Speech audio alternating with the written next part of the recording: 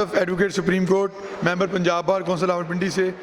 Sir आपसे request है कि काइंडली स्टेज पे आएँ, और एक और रिक्वेस्ट है कि सर वो मैं रिक्वेस्ट नहीं कर रहा सर, वो आप समझ जाएँ। नामदू अनसल्ली अला रसूलिल करीम बिस्मिल्लाहिर्रहमानिर्रहीम। Honourable presidium, respected members, Khwaja Mohsin साहब, जनाब मकसूद भुट्टर साहब, ये कन्वेंशन बुला के आपने सही मानों में साबित किया है कि आप जिस तरह एशिया की सबसे बड़ी बार के ओहदेदार हैं, इसी तरह आप सबसे बड़ा दिल रखते हैं कि जो मज़लूमियत की दास्तान आपने सुनी है, मेरे आंखों में आंसू आने लगे जब इस्लामाबाद बार का सदर ये कह रहा था कि हमारे हौसले जवाब दे चुके हैं। इस्लामाबाद हाई कोर्ट बार का सदर ये कह रहा है कि हम आपके पास फरियादी बन के आए हैं, और ये सारे दोस्त जो यहाँ इकट्ठे हुए हैं कि इस्लामाबाद बार कौंसिल के वाइस चेयरमैन जुल्फ़कार अब्बासी ने जिस तरह बहनों और बेटियों के घरों के अंदर घुसकर उनके साथ जुल्म और ज़्यादतियाँ की गई हैं, उनकी एक झलक पेश की है। ये आपके ज़मीर को झंझोड़ रहे थे। हम वो लोग कि जो काले कोट वाले इन जजों के लिए बाहर निकलते रहे, मारे खाते रहे, अपने हाथों में हथकड़ियाँ लगाते रहे, जेलें काटते रहे, आज अपने हकूक़ के लिए दर बदर फिर रहे हैं।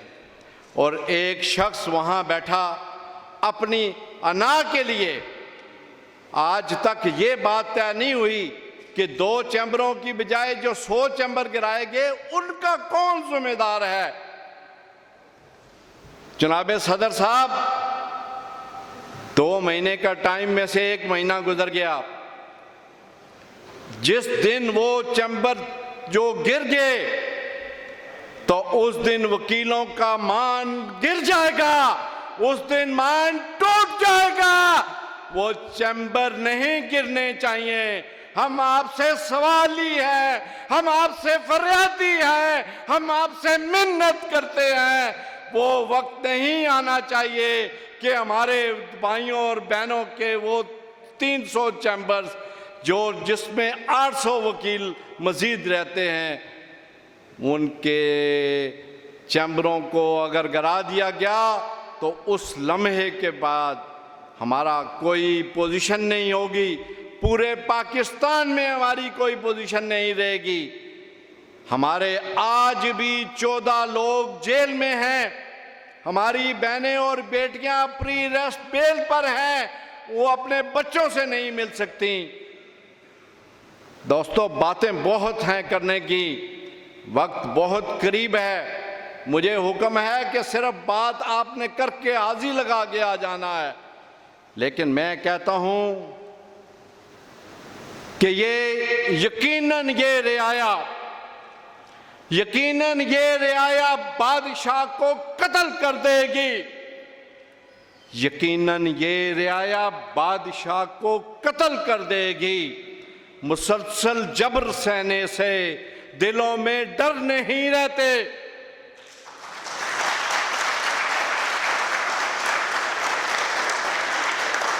मकीनों को मकानों से बेदखल मत करो, मकीनों को मकानों से बेदखल मत करो। वो दहशतगर्द बन जाते हैं जिनके घर नहीं रहते।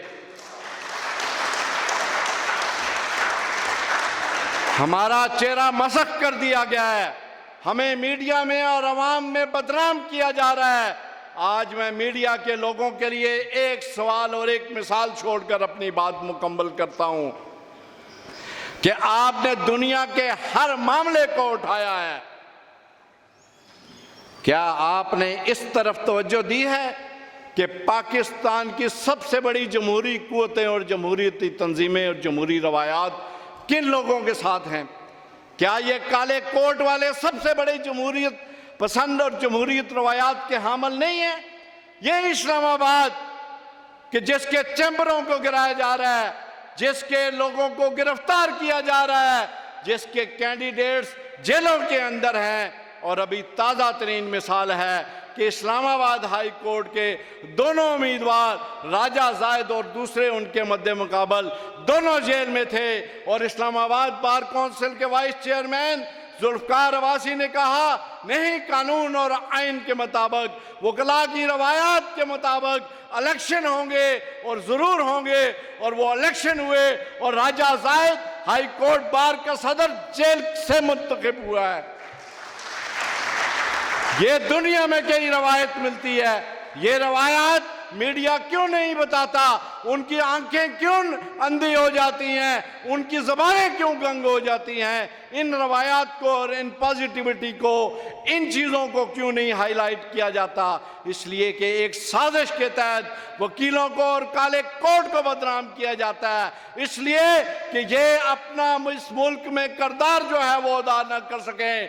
लेकिन मैं ये कहूँगा कि हमें इंशाअल्लाह कोई इस किरदार से रोक नहीं सकेगा।